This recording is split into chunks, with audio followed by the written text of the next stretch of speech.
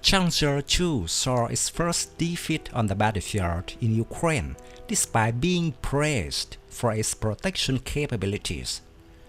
According to Bulgarian military, the British Challenger 2 tank's fatal weakness is its forward slanting region, which can leave the vehicle vulnerable to enemy anti-tank weapons.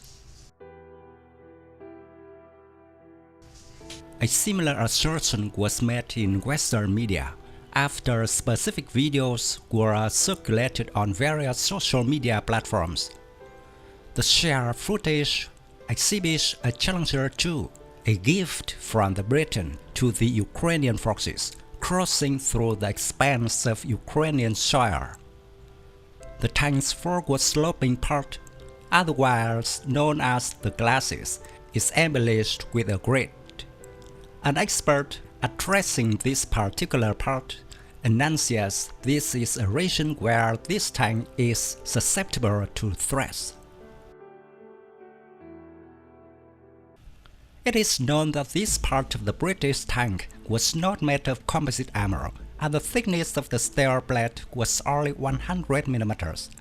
So Ukrainian soldiers had to immediately reinforce this position, but in a simpler way, add a piece of steel. In addition to additional armor in the form of steel cases, some Challenger 2 tanks donated by Britain to Ukraine were also seen carrying roof cages to defend against attacks by Lancet suicide UAVs. In the British Army, vulnerable areas on Challenger 2 tanks were often covered with special additional protective blocks when the tank took on operational duty in Iraq in 2003, but it was not supplied to Ukraine. The Ukrainian army initially planned to place Contact 1 explosive reactive armor modules here, but then simply reinforced them with a steel plate. Analysts say this approach is incapable of protecting against modern Russian anti-tank guided missiles. Given the above reality, it is not surprising that Challenger 2 tanks appearing on the front lines will continue to suffer losses, even though they were previously advertised as having the strongest armor in the world. But on the contrary, some military experts believe that the tank's protection layer, including the glacis armor, still provides the vehicle with enough solidity and reliability. In addition to the glacis armor, this 69-ton tank is also surrounded by a main armor layer called world-class Dorchester. The special combination and arrangement give Challenger 2 very high survivability. Technical data suggests that the thickness of Dorchester armor varies between 30 to 100 mm, depending upon the specific model and protected area of the tank. Normally, the plates are welded to form a continuous shear-like structure around the tank, aimed at reducing possible vulnerabilities. One prominent feature of Dorchester armor is its capability to withstand various forms of projectiles. Its slope design significantly enhances its effectiveness by deflecting incoming projectiles. In January, the UK transferred 14 of such formidable tanks solely for the use of Ukraine's 82nd Airborne Brigade. In the combat zones of southern Ukraine, the brigade extensively used these tanks for long-range fire support.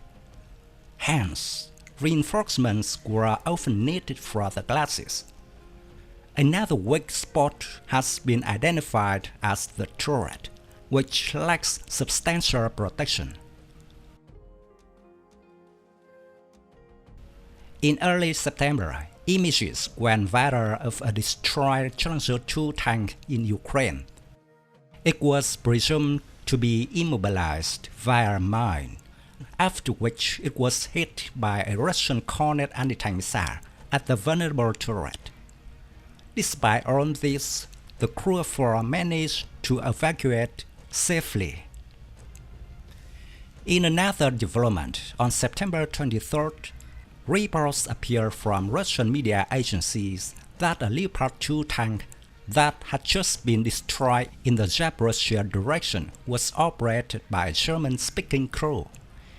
Even the costumes of this crew are said to belong to the Bundeswehr, the German armed forces. The commander of the reconnaissance unit of Russian armed forces in the Zaporozhye region, nicknamed Legend, said to the Russian news agency Sputnik, before the Leopard with the crew believed to be German soldiers was destroyed, Russian Defense Minister Sergei Shoigu said that the Russian armed forces had destroyed almost all Leopard tanks supplied to Ukraine by Poland and Portugal, a total of 16 Leopards. Before the counteroffensive campaign, the Ukrainian press praised the Leopard's superiority, claiming that this monster could penetrate Russia's defense lines and cut off the road connecting Russia and Crimea.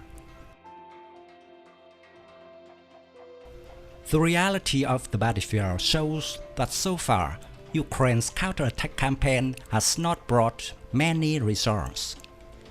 It is estimated that Ukraine has lost a large number of tanks and armored vehicles since the start of the counter-offensive campaign. Western tanks such as Leopard or Challenger 2 have their armor reinforced by Ukrainian soldiers with anything they think can counteract Russian anti-tank weapons, including cage armor or even era Contact 1 explosive reactive armor from the Soviet era.